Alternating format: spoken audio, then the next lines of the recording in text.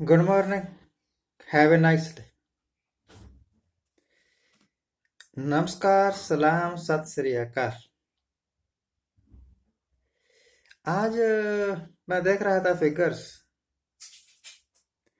जून का पहला हफ्ता है, तो जून के पहले हफ्ते में हमारा ये हाल है कि 2,18,000 पूरे मुल्क में कोरोना के मरीज हो गए। पिछले 24 घंटे में 9,000 मरीजों की बढ़ोतरी हुई है। जिस वक्त कोरोना के पूरे मुल्क में कोरोना के मरीज सिर्फ 100 या 200 थे, उस वक्त कर्फ्यू लगाए गए, लॉकडाउन लगाए गए। अब हम 2.25 लाख को पहुंचने वाले हैं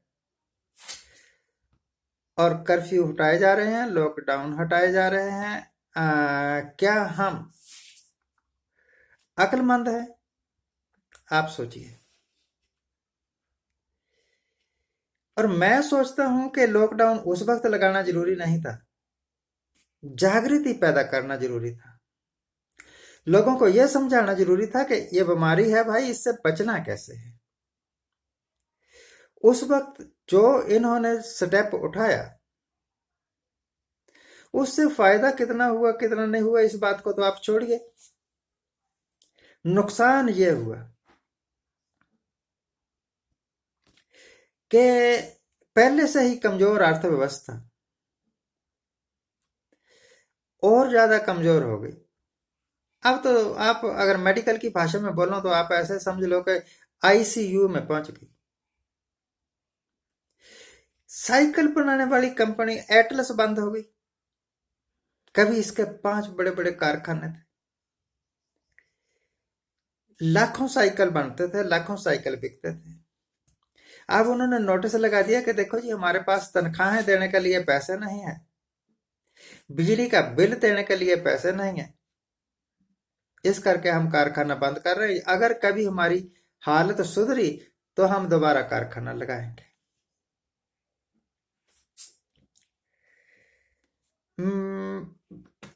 2014 में जब इन्होंने बड़े बड़े सपने दिखाए थे, और मैं भी ह्यूमन बीइंग हूं ना, तो मैं सोचा कि भैया ये कुछ जरूर करेंगे कमाल। उस वक्त इनके पास चांस था।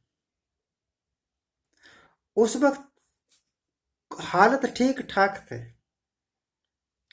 अगर मोदी साहब कुछ पढ़े लिखे होते, कुछ एजुकेशन होती, 10वीं पास होना कोई पढ़ा लिखा होना नहीं होता, +2 पास होना कोई पढ़ा लिखा होना नहीं होता।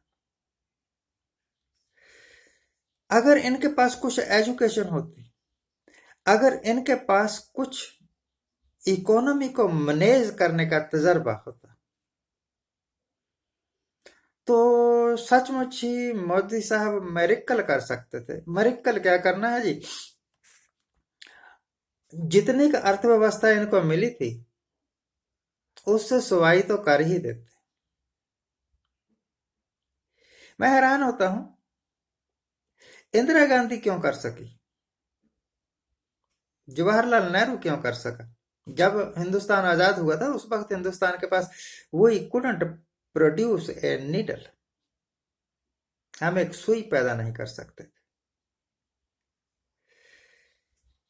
और जिस वक्त नेहरू साहब गए उस वक्त बड़े बड़े संस्थान लग चुके थे हिंदुस्तान।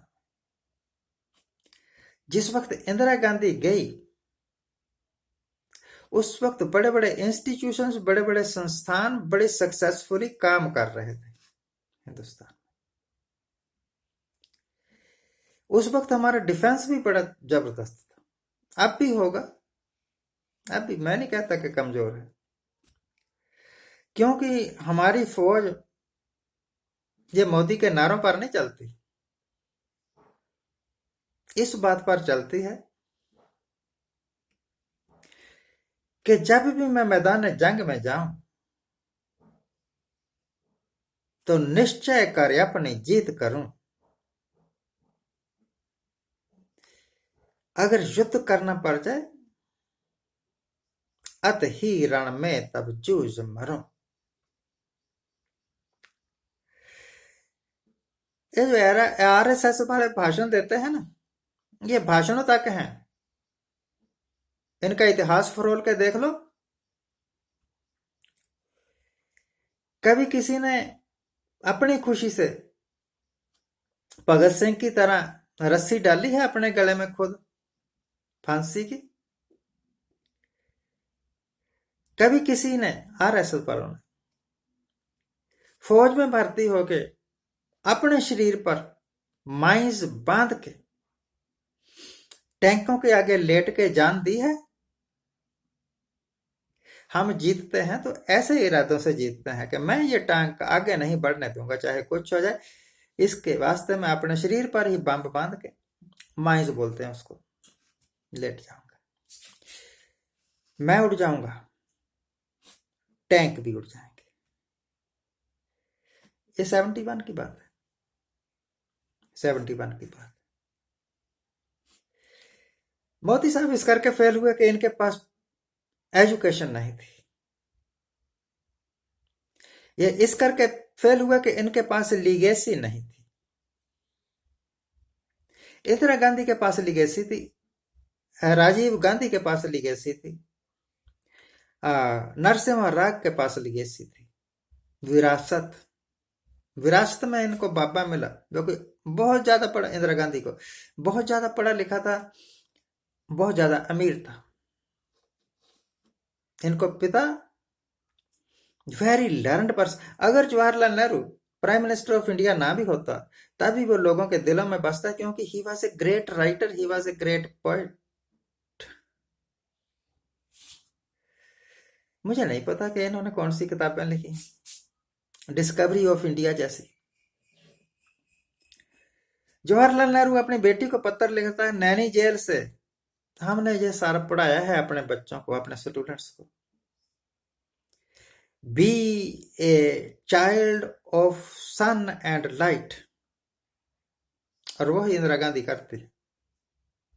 इसका मतलब हिंदी में यह है कि कभी कुछ ऐसा ना करो कि आपको लोगों से छुपाना पड़े, तब आप बहादुर बनोगे।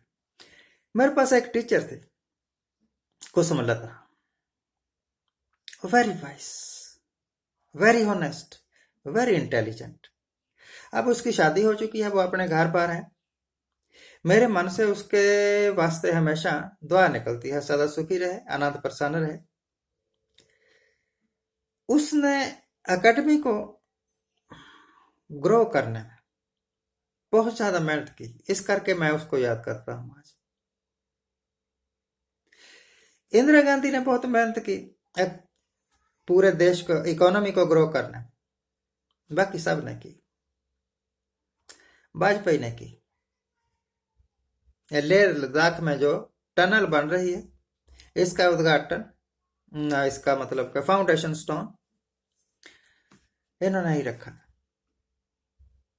क्रिएटिव किया बहुत कुछ इन लोगों ने।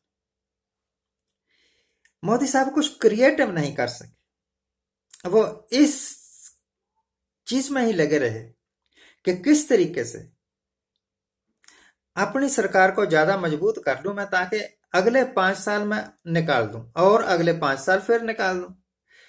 किस तरीके से मैं स्टेट की इस गवर्नमेंट को अपने हाथ में ले लूं। तो सरकारें बनाना, सरकारें बिगाड़ना, जब यही आपका एम है, जब इलेक्शन जीतना ही आपका एम है, तो इकोनॉमी जाए भाड़ में, देश जाए भाड़ में। इसकी दिस इज द रीजन कि आज हिंदुस्तान की इकोनॉमी आईसीयू में है। Thank you very much. आज जिनका जन्मदिन है उनको हैप्पी बर्थडे। आज जिनकी मैरिज एनिवर्सरी है उनको बहुत बहुत शुभकामनाएं। सदा सुखी रहिए, आनंद प्रसन्न रहिए। Thank you.